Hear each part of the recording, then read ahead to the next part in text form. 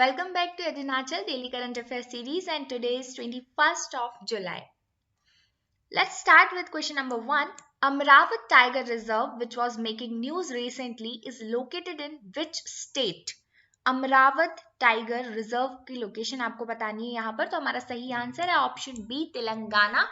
तेलंगाना में Amravat tiger reserve है और ये न्यूज में इसलिए है कि अभी अभी यहाँ के फॉरेस्ट डिपार्टमेंट ने 14 टाइगर्स को आइडेंटिफाई किया है इस टाइगर रिजर्व में, और पिछले साल 2019-20 में भी 12 टाइगर्स को आइडेंटिफाई किया गया था, यानी कि यहाँ पर टाइगर्स की पॉपुलेशन धीरे धीरे बढ़ती जा रही है। So remember this thing.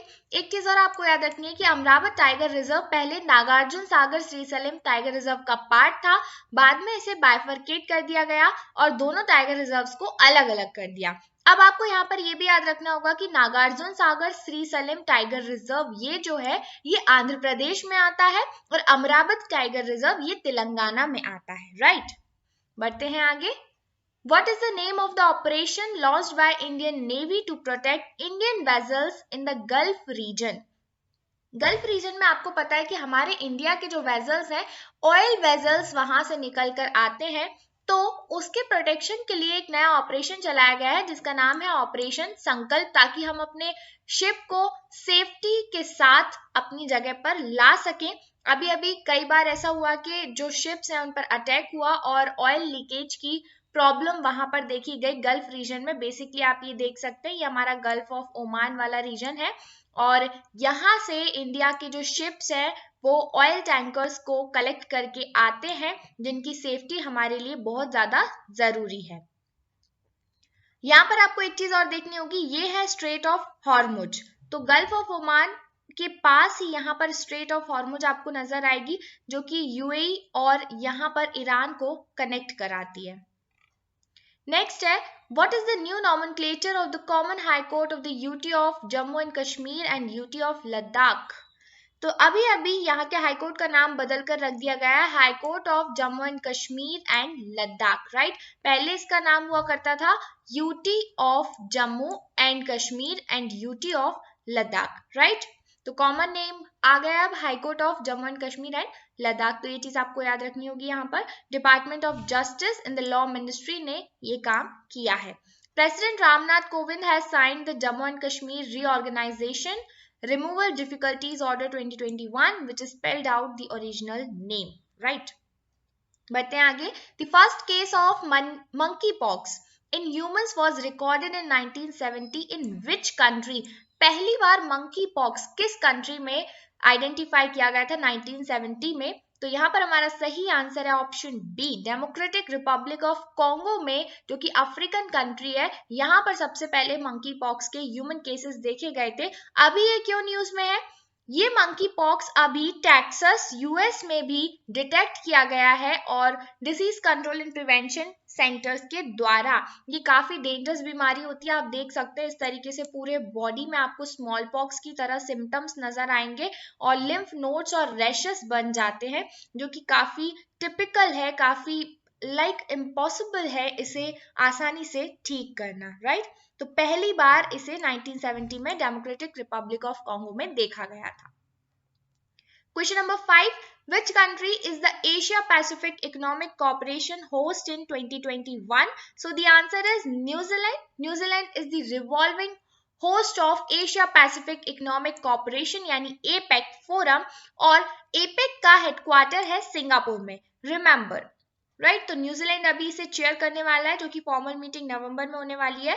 US president Joe Biden, Russia's Vladimir Putin and China's Xi Jinping and other world leaders will meet virtually on this platform, right? और यहाँ पर इन्होंने क्या डिस्कशंस किए?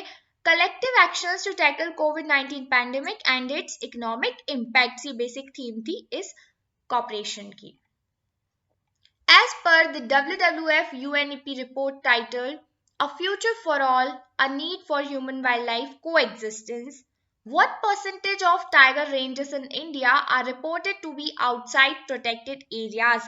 इंडिया में कितने परसेंट टाइगर प्रोटेक्टेड एरियाज के बाहर देखे गए हैं? तो यहाँ पर हमारा सही आंसर होगा 35%। तो क्या प्रॉब्लम है अगर प्रोटेक्टेड एरिया से बाहर है? तो देखिए, जब भी ये प्रोटेक्टेड एरिया से बाहर होते हैं तो इस तरीके से ये फ्रीली मूवमेंट करते हैं किसी भी जगह पर, रोड्स पर कई बार आ जाते हैं और देखा जाता है कि मैन एनिमल कन्फ्लिक्ट यहाँ पर होने लगता है। मैन एनिमल कन्फ्लिक्ट से क्या होगा?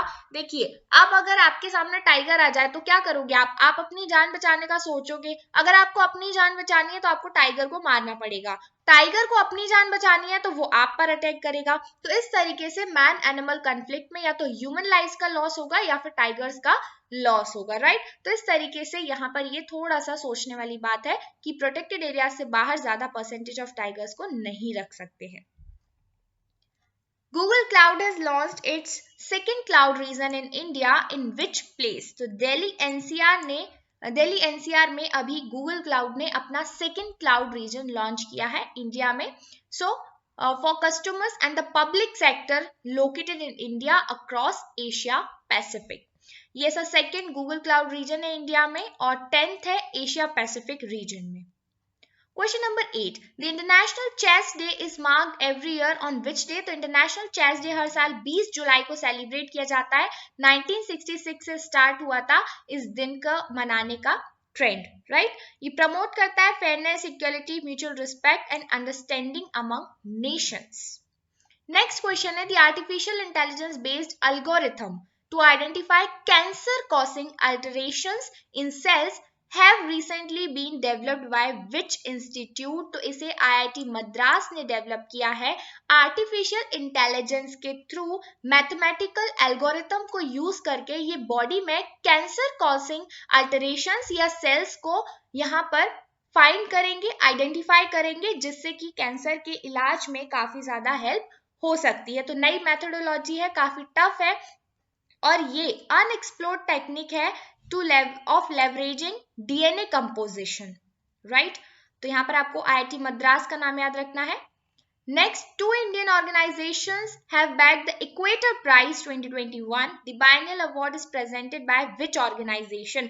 तो इक्वेटर प्राइज किसे मिली है और किसके द्वारा दी जाती है? दोनों ही चीजें इंपॉर्टेंट है। तो यहाँ पर यूएनडीपी यानी यूनाइटेड नेशन डेवलपमेंट प्रोग्राम के द्वारा ये प्राइज दिया जाता है और इस साल इंडिया के 2 ऑर्गेनाइजेशंस को ये प्राइज मिला है। पहला है आदिमलाई पजन गुदिनियार प्रोड्यूसर कंपनी लिमिटेड और दूसरा है स्नेहा कुंज ट्रस्ट, राइट। इन दोनों को ये इक्वेटर प्राइज मिला है। क्यों दिया जाता है?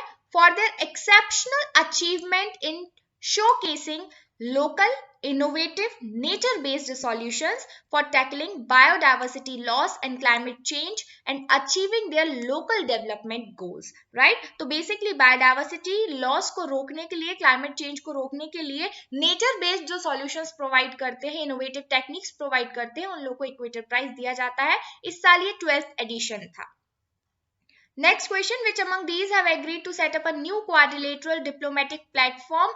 तो यहाँ पर सही आंसर है यूएस, अफगानिस्तान, पाकिस्तान और उज्बेकिस्तान ने मिलकर अपने कम्युनिकेशन को बढ़ाने के लिए new quadrilateral diplomatic platform launch किया है। It will focus on enhancing regional connectivity. Next question, who has been chosen for the Olympic laurel to be presented at Tokyo Olympic Games? तो यहाँ पर हमारा आंसर होगा मोहम्मद यूनुस जी को चुना गया है। ये Bangladeshi Nobel peace prize winner भी रह चुके हैं और अब ओलंपिक लॉरल के रूप में इन्हें चुना गया है टोक्यो गेम्स 23 जुलाई 2021 के लिए, right. Who is the author of the book title the Indian story? The Indian story book के जो ऑथर है वो है विमल जालान जी। ये फॉर्मर आरबीआई गवर्नर रह चुके हैं विमल जालान, इन्होंने ये बुक लिखी है द इंडियन स्टोरी। ये फोकस करती है इंडिया की उस इकोनॉमिक हिस्ट्री पर जो कि आगे चल के फ्यूचर में इंडिया की पॉलिटिकल इकोनॉमी को इम्पैक्ट कर सकती है या लेसन सिखा सकती है। लास्ट क्वेश्चन है, name the winner of the British Grand Prix 2021। तो यहाँ पर आपके ऑप्शंस थोड़ा सा दूर हो गए हैं। यहाँ सही आंसर है लुइस हैमिल्टन। इन्होंने ब्रिटिश ग्रैंड प्रिक्स 2021 जीता है for a record extending 8 time, right. The event was held on July 18 at the Silverstone circuit in UK. Okay, तो आपको ब्रिटिश ग्रैंड प्रिक्स के विनर याद रखने होंगे लुइस हैमिल्टन, ये है लुइस हैमिल्टन, आप इमेज में देख सकते हैं.